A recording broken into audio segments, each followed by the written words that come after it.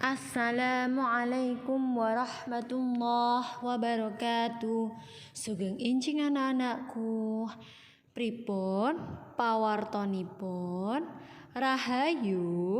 Mugi-mugi sami rahayu nggih. Nah, anak-anak, seperti biasa, sebelum kita memulai pembelajaran hari ini, jangan lupa agar kita berdoa terlebih dahulu. Sikap berdoa, tangan diangkat, kepala ditundukkan.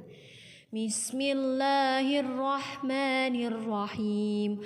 Allahumma ftah alaina hikmatak wanshur alaina min khazaini rahmatik ya arhamar rahimin. Nah, anak-anakku, di hari ini kita akan belajar tema baru, yaitu tema 1F. Bukunya juga baru, warnanya kuning, yaitu tentang lingkungan bersih, sehat, dan asri. Subtema 1, lingkungan rumah. Nah, anak-anak, coba diamati gambar berikut ini. Ini adalah rumahku. Rumahku bersih, rapi, dan indah. Aku senang tinggal di sana karena rumahnya bersih, anak-anak, jadi nyaman. Dan yang ini ada rumah kotor. Ini bukan rumahku. Rumah itu kotor dan tidak indah. Sampah berserakan, temboknya penuh coretan. Aku tidak mau tinggal di sana. Iya. Karena apa? Karena rumahnya kotor. Nah, anak-anak, coba diperhatikan gambarnya, kan sama, cuma berbeda kondisinya. Yang satu bersih, yang satu kotor. Nah, anak-anak, kalau rumah yang bersih maka akan membuat kita sehat, karena rumah yang bersih adalah rumah yang sehat. Sedangkan rumah yang kotor adalah rumah yang tidak sehat, karena dapat menyebarkan penyakit dengan mudah. Karena kotor itu mudah sekali menyebarkan penyakit. Maka dari itu anak-anak, kalau di rumah, jika sudah tahu ada rumah yang kotor ataupun berserakan, segera dirapikan nggih. Dan rumahnya, tembok rumahnya tidak boleh dicoret-coret. Karena apa? Akan merusak tembok, dan temboknya nanti gampang keropos, rapuh, dan rumahnya gampang roboh. Maka dari itu kita harus saling menjaga kebersihan rumah kita. Nah, anak-anak, mengenal rumah. Rumah itu adalah bangunan tempat tinggal kita. Rumah tempat kita beristirahat. Jadi tempat beristirahat kita dari lelah. Kalau sekolah kita bisa tidur di kamar. Nah, itu namanya rumah. Rumah tempat berlindung dari panas dan hujan. Di dalam rumah itu ada banyak ruangan. Ruangan itu ada ruang tamu. Ruang tamu digunakan untuk menerima tamu.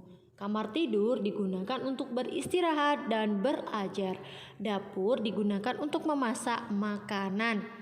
Ruang makan digunakan untuk makan bersama keluarga. Kamar mandi digunakan untuk membersihkan tubuh. Sedangkan gudang untuk menyimpan benda-benda yang tidak terpakai. Nah, anak-anak, jadi di rumah itu ada beberapa ruangan dan bersekat-sekat. Nah, sekat itu disebut dengan ruangan, Jadi kita harus tahu fungsinya dari berbagai ruangan itu, Jangan sampai kita salah menggunakannya. Contohnya, kalau ruang tamu digunakan untuk menerima tamu, bukan digunakan untuk bermain atau belajar. Belajar dan bermain bisa dilaksanakan di kamar, beristirahat bisa dilaksanakan di kamar. Nah, ini kalimat petunjuk. Kalimat petunjuk itu adalah kalimat yang memberikan arahan dalam melakukan sesuatu. Contohnya petunjuk ketika makan.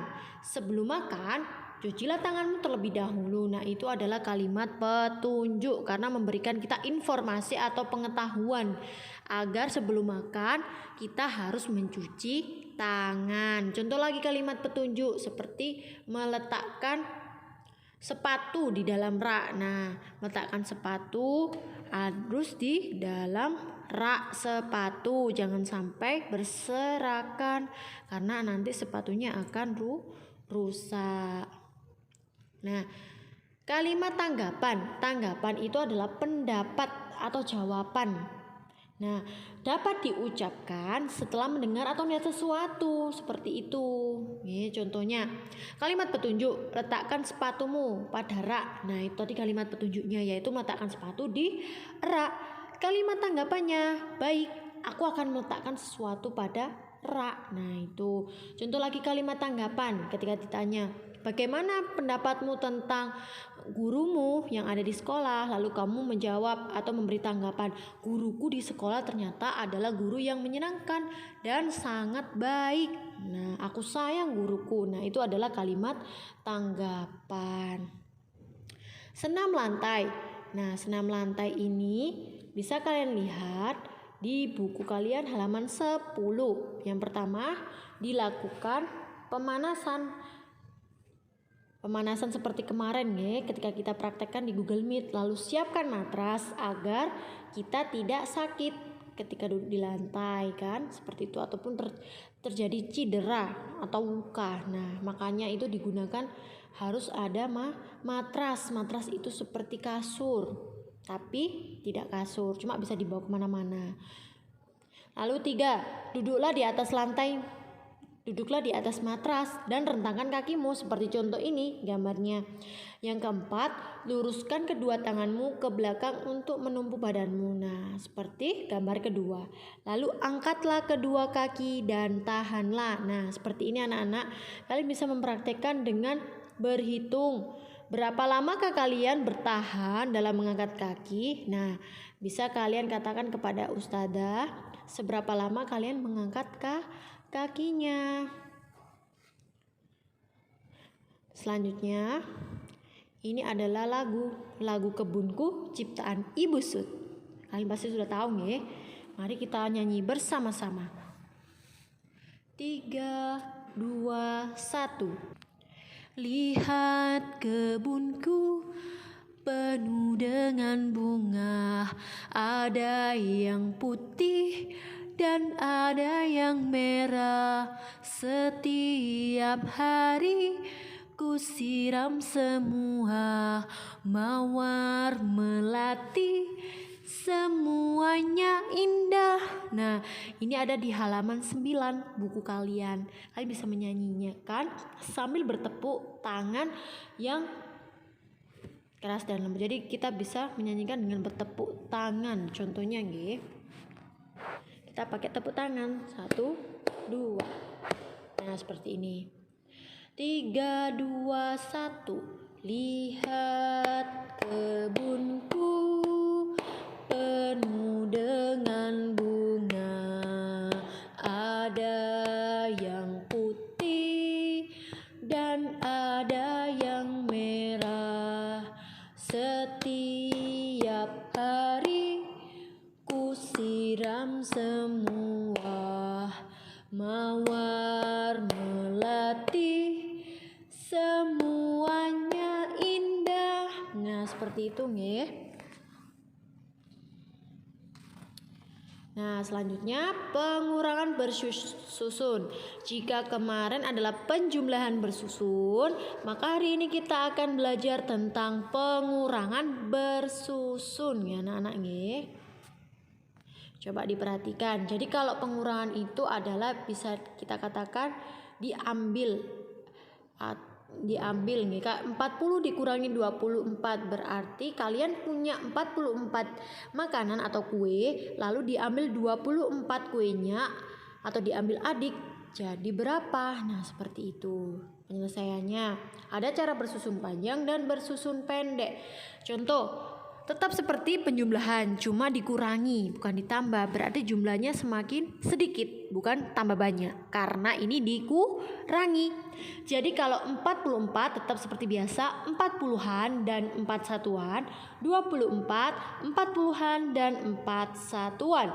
Maka jumlah dari 4 kurangi 4 adalah 0 dan 4 kurangi 2 adalah 2. Berarti jawabannya adalah 20.